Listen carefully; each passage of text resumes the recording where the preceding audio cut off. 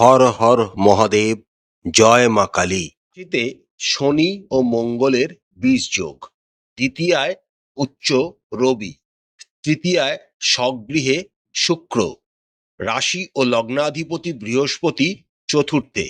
কেমন যাবে আগামী মে মাসটি মীন রাশি ও মীন লগ্নের জাতক জাতিকাদের, সেই সম্পর্কেই আমরা এই ভিডিওটিতে বিস্তারিত আলোচনা করব। আলোচনাটি খুবই গুরুত্বপূর্ণ হবে, তাই আশা করব আপনারা পুরো ভিডিওটি দেখবেন, স্কিপ করবেন না। চলুন তাহলে আলোচনায় প্রবেশ করা যাক। প্রথমেই দেখে নেওয়া যাক কর্ম এবং ব্যবসার দিকটা। আপনাদের রাশি ও লগ্নের সাপেক্ষে রাশি অধিপতিও বৃহস্পতি এবং দশম ভাবের অধিপতিও বৃহস্পতি। পুরো মে মাস জুড়েই বৃহস্পতি আপনাদের চতুর্থ ভাবে অবস্থান করবেন এবং দশম ঘরকে তার শক্তি দ্বারা প্রভাবিত করবেন। অর্থাৎ আপনাদের কর্মে উন্নতির যোগ কিন্তু দেখা যাচ্ছে। কিন্তু যেহেতু আপনাদের সাড়ে সাতির দ্বিতীয় পর্ব চলছে এবং মে মাসের ১১ তারিখ পর্যন্ত শনি ও মঙ্গল একত্রে আপনাদের রাশিতে অবস্থান করে ২০ যোগ তৈরি করবেন, তাই শুরুটা কিন্তু খুব একটা ভালো হবে না। বিভিন্ন বাধা বিঘ্নের সম্মুখীন আপনারা হবেন, সেগুলিকে কাটিয়ে উঠতে উঠতে মে মাস যত এগোতে থাকবে আপনারা কর্মে উন্নতি করতে শুরু করতে থাকবেন। দ্বিতীয়ভাবে রবির উপস্থিতির জন্য আপনাদের গলায় বা বাণীতে একটা গাম্ভীর্য স্বরূপ মনোভাব থাকবে, যা অন্যদেরকে অনুপ্রাণিত করবে। তৃতীয়ভাবে শুক্রের উপস্থিতির জন্য এবং স্বগৃহে শুক্র অবস্থান করার জন্য আপনাদের কমিউনিকেশন স্কিল এবং নেটওয়ার্কিং স্কিল কর্মক্ষেত্রে অনেকাংশে বৃদ্ধি পাবে, যার দ্বারা আপনারা অনেক কাজ সহজেই সম্পন্ন করতে পারবেন। এবার দেখে নেওয়া যাক যারা ব্যবসার সাথে যুক্ত রয়েছেন তাদের আগামী মে মাসটি কেমন যেতে চলেছে। যারা ব্যবসাদার রয়েছেন, আপনাদের রাশি ও লগ্নের সাপেক্ষে সপ্তম ভাবের অধিপতি হলেন বুধ। তিনি ১৫ই মে পর্যন্ত আপনাদের দ্বিতীয়ভাবে রবির সাথে যুক্ত হয়ে বুধাদিত্য যোগের মধ্যে অবস্থান করবেন, যা এটি অত্যন্ত শুভ। আপনারা নিজেদের যদি পৈতৃক ব্যবসায় যুক্ত থাকেন উন্নতি করবেন। এরপর ১৫ই মের পর যখন বুধ ও শুক্রের ক্ষেত্র বিনিময় যোগ তৈরি হবে, তখন আপনাদের ব্যবসার দিক থেকে অনেক রকম সুযোগ আসতে শুরু করবে। যে সমস্ত মীন রাশি ও লগ্নক জাতিকারা ট্রান্সপোর্ট ব্যবসার সাথে যুক্ত রয়েছেন, আগামী মে মাস তাদের জন্য বিশেষ শুভ হতে চলেছে।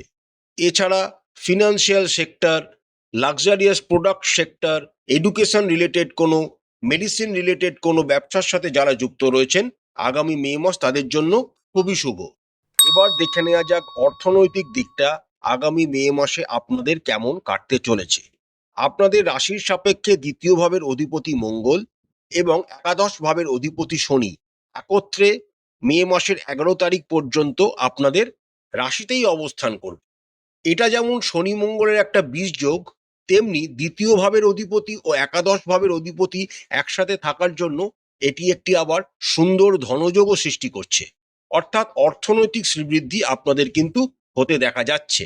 তার সাথে ১৫ই মে পর্যন্ত দ্বিতীয়ভাবে উচ্চ রবি অবস্থান করার জন্য আপনাদের ব্যয় কিন্তু অত বেশি হবে না। তো দ্বাদশভাবে রাহু অবস্থান করছেন, মাঝে মাঝে নিজেদের খামখেয়ালিপনার জন্য হুটপাট কিছু ব্যয় করে ফেলতে পারেন, কিন্তু অর্থ আপনারা সঞ্চয় করতেও কিন্তু সমর্থ হবেন। যে সমস্ত মীন রাশি ও মীন লগ্নের জাতক জাতিকারা কোনো অ্যাসেট বা রিয়েল এস্টেট প্রপার্টি বা জমি সংক্রান্ত বা বাড়ি কিনতে চাইছেন, তারা মে মাসের ১২ তারিখ থেকে ১৫ তারিখ ৪টে দিনকে কাজে লাগান, সময়টা খুবই শুভ। তার সাথে যে সমস্ত জাতক জাতিকারা মিউচুয়াল ফান্ড, শেয়ার মার্কেট ইত্যাদিতে টাকা ইনভেস্ট করতে চাইছেন, তারা মে মাসের ১১ তারিখের পর চেষ্টা করতে পারেন। সময়টা বিশেষ শুভ, কারণ দ্বিতীয় ভাবের অধিপতি মঙ্গল স্বগৃহে অবস্থায় বসবেন এবং তার চতুর্থ দৃষ্টি আপনাদের পঞ্চম ভাবকে প্রভাবিত করতে শুরু করবে, যা খুবই শুভ একটি দিক। তবে ইনভেস্ট করার আগে কোনো ভালো অর্থনৈতিক উপদেষ্টার মতামত নিতে কিন্তু ভুলবেন না। এবার দেখে নেওয়া যাক স্বাস্থ্যের দিকটা মে মাসে আপনাদের কেমন কাটতে চলেছে।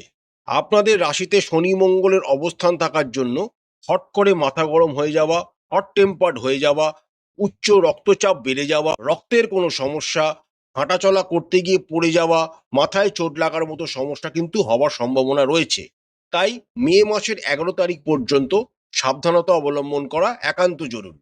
মে মাসের 11 তারিখের পর মঙ্গল যখনই আপনাদের দ্বিতীয়ভাবে স্বগৃহে অবস্থায় গোচর করে যাবেন, তখনই আপনাদের স্বাস্থ্য আবার আগের মতো ভালো জায়গায় ফিরতে শুরু করবে। কিন্তু মনে রাখবেন, 7.5 দ্বিতীয় পর্বে আপনারা এখন চলছেন, তাই টুকটাক শরীরের প্রবলেম আপনাদের কিন্তু থাকবে। তাই সাবধানতা অবলম্বন করবেন।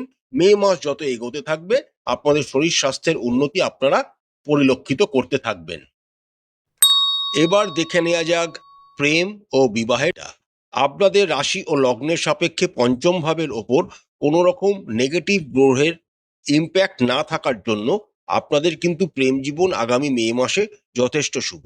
কিন্তু 7.5 মধ্যে থাকছেন এবং তার সাথে শনি মঙ্গলের বীজযোগ 11 মে পর্যন্ত থাকার জন্য নিজেদের মেজাজ হারালে কিন্তু চলবে না। সাবধানতা অবলম্বন করতে হবে। মাথা গরম করলে কিন্তু ফল খারাপ হতে পারে। 11 মের পর সময়টা আরো ভালো হতে শুরু করবে।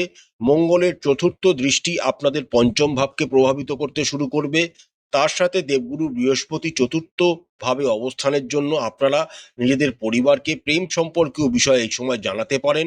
সময়টা অনুকূল। তৃতীয়ভাবে শুক্র স্বগৃহে অবস্থান করার জন্য আপনাদের আত্মীয় স্বজনরাও আপনাদের প্রেম জীবনকে এগিয়ে নিয়ে যেতে যথেষ্ট সাহায্য করবে। 15 মের পর আপনারা দুজন মিলে কোথাও নিকটবর্তী স্থানে ঘুরতে যেতে সেই যোগ কিন্তু দেখা যাচ্ছে। যে সমস্ত মীন রাশি ও মীন লগ্নের জাতক জাতিকারা এখনো অবিবাহিত রয়েছেন, তাদের আরো কয়েকটা দিন অপেক্ষা করতে হবে বিবাহের জন্য। সময়টা এখন অনুকূল নয়। যে সমস্ত মীন রাশি ও মীন লগ্নের জাতক জাতিকারা বিবাহিত, তাদের দাম্পত্য জীবনের শুরুটা কিন্তু খুব একটা ভালো হবে না।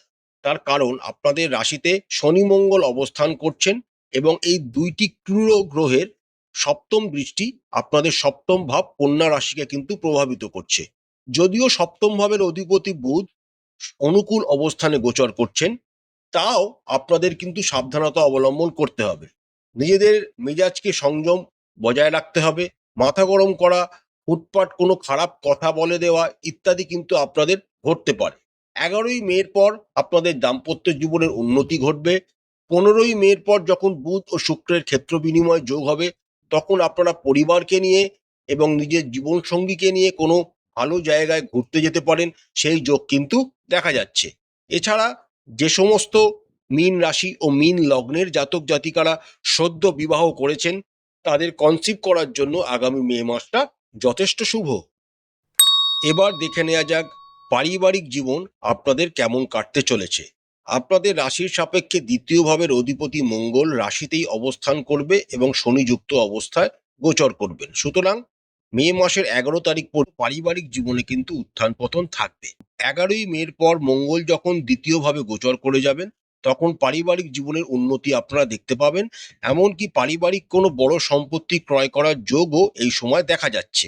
রাশি ও লগ্নাধিপতি বৃহস্পতি পুরো মে মাস জুড়েই আপনাদের চতুর্থ ভাবে অবস্থান করবেন এবং চতুর্থ অবস্থান করার জন্য আপনাদের যে সমস্ত জীবনে পারিবারিক জীবনে উত্থান পতন আসবে, সেখান থেকে আপনাদের বাঁচিয়ে তুলতে সাহায্য প্রদান করবেন। চতুর্থ ভাবের অধিপতি বুধ মে মাসের 15 তারিখ পর্যন্ত আপনাদের দ্বিতীয় ভাবে অবস্থান করবেন। তিনিও একটি অনুকূল জায়গায় অবস্থান করার পারিবারিক দিকটাকে সঠিকভাবে পরিচালনা করতে আপনাদের সহায়তা করবেন। 15 মের পর যখন তৃতীয় ও চতুর্থ ভাবের অধিপতি বুধ ও শুক্রের ক্ষেত্র বিনিময় যোগ তৈরি হয়ে যাবে, তখন আপনারা পরিবার পরিজনকে নিয়ে কোনো নিকটবর্তী স্থানে ভ্রমণে যেতে পারেন। সেটা কোনো পাহাড়ি অঞ্চলেও হতে পারে, কোনো সম অঞ্চলেও হতে পারে, যেখানে গেলে আপনাদের আবার পারিবারিক অ্যাটমসফিয়ার আনন্দ সহকারে কাটতে শুরু করবে। মায়ের শরীর স্বাস্থ্য যথেষ্ট ভালো থাকবে। মায়ের শরীর স্বাস্থ্য নিয়ে তেমন চিন্তার কোনো কারণ নেই। পিতার শরীর স্বাস্থ্য ভালো থাকবে, কিন্তু তাদের কোনো ডায়াবেটিস বা ব্লাড সুগারের কোনো প্রবলেম থাকে, সেদিকটা আপনাদের খেয়াল রাখতে হবে। মে মাসের প্রথমার্ধে তৃতীয়ভাবে শুক্র অবস্থান করার জন্য আপনাদের দাদা দিদি ও ভাই বোনেরা আপনাকে সমস্তভাবে সাহায্য করবে। এমনকি অর্থনৈতিক সাহায্যও তারা করতে পারে। বন্ধু বান্ধবদের থেকেও আপনারা সাহায্য পাবেন। তবে সেটা 15 মের পর যখন মঙ্গল দ্বিতীয়ভাবে সক্রিয় অবস্থায় গোচর করে যাবেন এবং রবি তৃতীয়ভাবে গোচর করতে শুরু করবে, তখন থেকে বন্ধু বান্ধবরাও আপনাকে সমস্ত কাজে সহায়তা প্রদান করবে। প্রতিকার প্রতিকার স্বরূপ মীন রাশি ও মীন লগ্নের জাতক জাতিকারা রাশি ও লগ্নাধিপতি দেবগুরু বৃহস্পতির বীজ মন্ত্র প্রতিদিন 108 বার করে জপ করবেন। শ্রী শ্রী বিষ্ণু সহস্রনাম প্রতিদিন একটি নির্দিষ্ট সময় পাঠ করবেন। হনুমান চালিসা প্রতিদিন একটি নির্দিষ্ট সময় পাঠ করবেন এবং এবং প্রত্যেক মঙ্গলবার হনুমানজির পূজা করবেন, হনুমানজিকে লাড্ডু নিবেদন করবেন এবং সেটিকে প্রসাদ হিসাবে সবাইকার মধ্যে বিতরণ করে দেবেন। প্রতিদিন স্নান, মাথায় সাদা চন্দন বা কেশরের তিলক লাগাবেন, এতে আপনাদের জীবনের অনেক বাধা বিঘ্ন থেকে আপনারা মুক্তি লাভ করবেন। আশা করছি আজকের ভিডিওটি আপনাদের ভালো লেগেছে। মা কালী আপনাদের মঙ্গল করুন, আপনাদের সমস্ত মনের ইচ্ছা ও মনস্কামনা মা কালী পূরণ করুন। আমাদের কন্টেন্ট যদি আপনাদের ভালো লাগে তাহলে অবশ্যই চ্যানেলটিকে লাইক করবেন, শেয়ার করবেন, সাবস্ক্রাইব করে আমাদের চ্যানেলটির পাশে থাকবেন। হর হর মহাদেব, জয় মা কালী, নমস্কার।